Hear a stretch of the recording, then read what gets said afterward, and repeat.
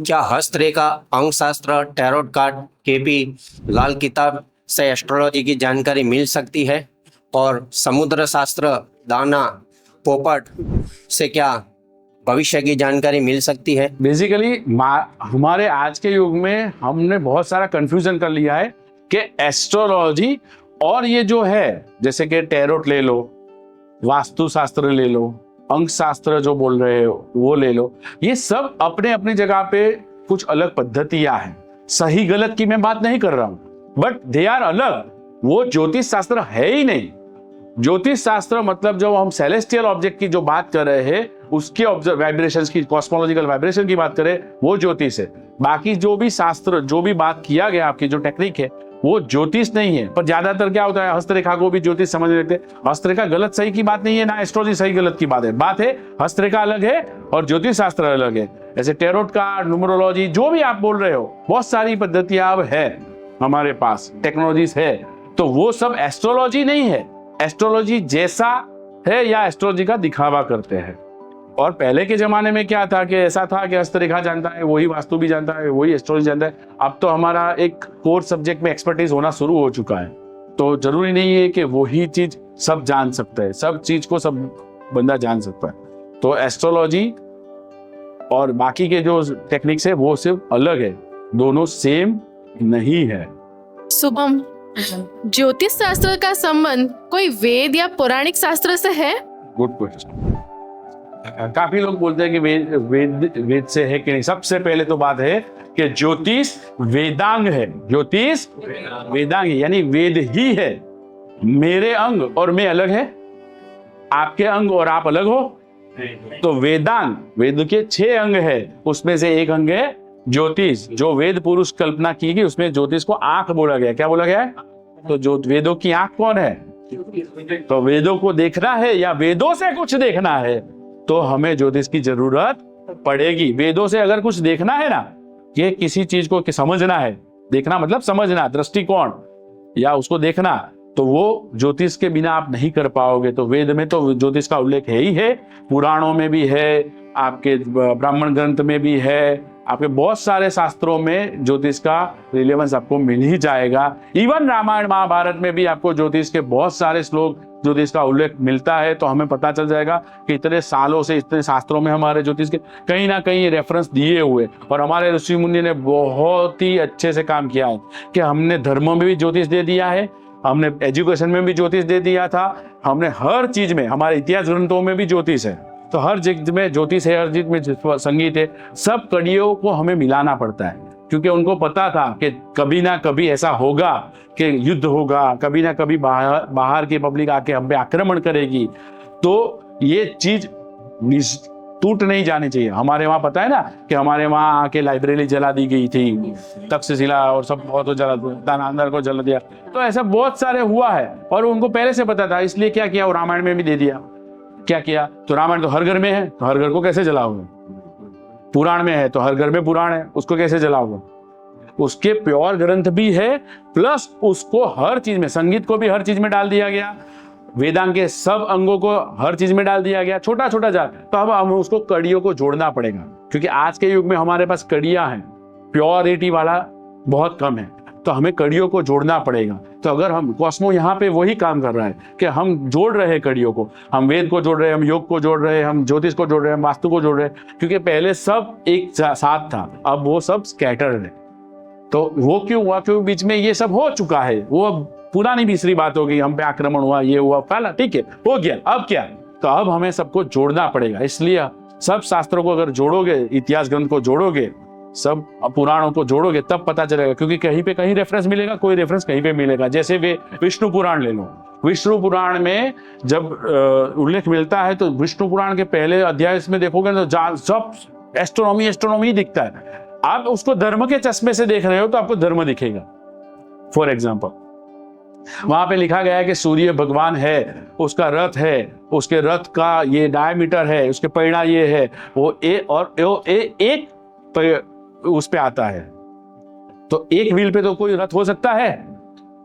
सूर्य का व्हील रथ है, वो एक व्हील पे है, तो एक व्हील पे तो हो ही नहीं सकता, कल्पना भी नहीं कर सकते ना। तो वो क्या बोल रहा है, क्योंकि जब हम सर क्रांति राशि पढ़ते हैं तब पता है कि सूर्य को सिर्फ क्या होता है, सर होता है। क्योंकि क्रांति से हम सर मापते ना, तो क्रांति नहीं होती है, तो सूर्य को तो होता ही नहीं है, तो सूर्य उसका एक ही डायमेंशन से देखा जाएगा, दूसरे डायमेंशन हम देख ही नहीं सकते। तो बात वहां है, उसका डायमीटर देखोगे ना, तो वो डायमीटर जो सूर्य का, जो हमारे पृथ्वी आजू बाजू घूमती है, तो पृथ्वी का जो व्यास है एग्जैक्ट वो माप होता है। तो उसका पहिया इतना बड़ा है ऐसा नहीं है उसका व्हील, वो एक्चुअल में बोलना चाहता है कि पृथ्वी उसके आजू बाजू घूम रही है, उसका डायमीटर ये है। पर आपने उसको धर्म के हिसाब से देखा तो आपको वो रथ दिखा, मैंने उसको एस्ट्रोनॉमी के हिसाब से देखा तो मुझे एस्ट्रोनॉमी दिखी, और एग्जैक्ट मीटर टू मीटर मिलता है। तो विष्णु पुराण में भी ये उल्लेख है, ऐसा वेदों में है, ऐसा ब्राह्मण ग्रंथों में है, ऐसा उपनिषदों में है, सब जगह दिखा गया है। बट वो आप कौन से नजरिए से देख रहे हो, आप कौन से नजरिए से देख रहे हो, वो भी एक पॉइंट है ना। तो हर शास्त्र में ज्योतिष का उल्लेख है, ज्योतिष से रिलेटेड बातों का उल्लेख है। विष्णु पुराण पढ़ो, उसके अंदर बहुत सारा दिया गया है। कौन सा, अपना सायन और निर्यन का भेद भी विष्णु पुराण में दिया गया है। वहां पे एक श्लोक मिलता है कि जैसे लिखा गया है कि कल युग गणना में इतने ही दिन है, फिर नीचे दिया गया इससे ज्यादा नहीं और दोनों अलग है। तो वो दोनों क्यों दिया है, वो सायन का चक्र देखोगे तो ये, निर्यन का चक्र देखोगे तो ये है, पर उसको आपने एस्ट्रोनॉमी के हिसाब से डिकोड किया ही नहीं, इसलिए आपको पता नहीं चल रहा है। तो शास्त्रों में दिया गया सारी चीजें, और मैंने बोला ज्योतिष वेद की आंख है, तो जो भी चीज बताई गई होगी, बताई गई तो आंख से ही देखते हैं। सबसे ज्यादा हम ज्ञानेंद्रिय में सबसे ज्यादा यूज किसका करते हैं, आंखों का। तो अगर आप ज्योतिष जानते हो तो वेद जानते हो, वेद जानते हो तो पूरा ब्रह्मांड आप जानते हो। तो ज्योतिष वेदों में भी है, पुराणों में भी है, इतिहास ग्रंथ रामायण महाभारत में भी है। रामायण में भी अगर मैं बात करूं तो वाल्मीकि जी ने ऑलमोस्ट हर कांड में देखो तो एस्ट्रोनॉमी का बहुत यूज किया है, और उन्होंने उस टाइम पे दक्षिणायन उत्तरायण का लिखा हुआ है। आज से 10,000 साल पहले कि अभी उत्तरायण हो रहा है, अभी दक्षिणायन, वर्ड्स अलग थे। उन्होंने बोला है कि अब परम उत्तर में है, तो दैट इज अब दक्षिणायन शुरू हो रहा है। बोलने का मतलब वही था, और वही सीजन के हिसाब से चल रहा है। 10,000 साल पहले भी वो चलता था, अभी भी चल रहा है। तो हमारा एस्ट्रोनॉमी जो है, वो astronomy her point of view से, एस्ट्रोलॉजी के पॉइंट ऑफ व्यू से हर शास्त्र में दिया गया है। शुभम सर, शुभम मैम, मेरा क्वेश्चन ये है कि क्या वैदिक और वेस्टर्न एस्ट्रोलॉजी अलग है, और वैदिक और वेस्टर्न एस्ट्रोलॉजी में ज़्यादा सटीक कौन सा होता है? वैदिक एस्ट्रोलॉजी और वेस्टर्न एस्ट्रोलॉजी, जैसे दो एस्ट्रोलॉजी है वो तो क्लियर है, दो ही है। और उसमें मैंने देखा है ज्यादातर फाइट करते रहते हैं। वैदिक वाले बोलते हैं हम सही, वेस्टर्न बोलते हैं हम सही। वैदिक बोलते हैं हम नेरियन कर रहे हैं, वैदिक वेस्टर्न बोलते हैं हम साइन कर रहे हैं। अरे भाई, वैदिक में साइन और नेरियन दोनों का यूज हो रहा है, तो दोनों का यूज करके ही वैदिक बनता है। जब आप पंचांग देखोगे ध्यान से, पंचांग के अंदर जब आप वेदर का प्रेडिक्शंस लेते हो या ऋतु चक्र लेते हो, तो वो सायन से बनता है। सायन के सूर्य के हिसाब से ही हम ऋतु चक्र बना रहे हैं, हम निर्यन के सूर्य के हिसाब से ऋतु चक्र नहीं बना रहे। तो हम भी सायन का यूज कर रहे हैं। बट जब हम ह्यूमन की बात करते हैं, पर्टिकुलर इंसान की बात करें, उसका प्रेडिक्शंस करते हैं, तब हम निर्यन जो फिलोसॉफी है, नीरियन मैथमेटिक्स है, उसका यूज करके ही प्रेडिक्शंस कर रहे हैं। तो नीरियन और सायन में फर्क इतना ही है, और दोनों सही है, सायन और नीरियन। इसलिए वेस्टर्न वाले भी सही है और वैदिक वाले भी सही है। बट ज्यादा एक्यूरेट रिजल्ट किसका आएगा? नीरियन का। क्यों? क्योंकि हमें आकाश में कौन दिखेगा, स्काई में कौन से ग्रह दिखते हैं। अभी मेष का राशि का चंद्र होगा तो आकाश में आपको मेष में ही दिखेगा। आपको जो सायन का चंद्र है उसके हिसाब से सायन का ग्रह नहीं दिखेगा। इसके लिए करना हो तो आप जाके स्काई वॉचिंग करें, जैसे हमारे इंस्टीट्यूट में हम करवाते ना। आप स्काई वॉचिंग करिए तो आपको पता चल जाएगा कि भाई हाँ, आज का शनि इस राशि में, और आकाश में देखो तो वही राशि में मिलता है, तो नीरियन ही दिखता है। तो जो दिखता है वही असर कर रहा है।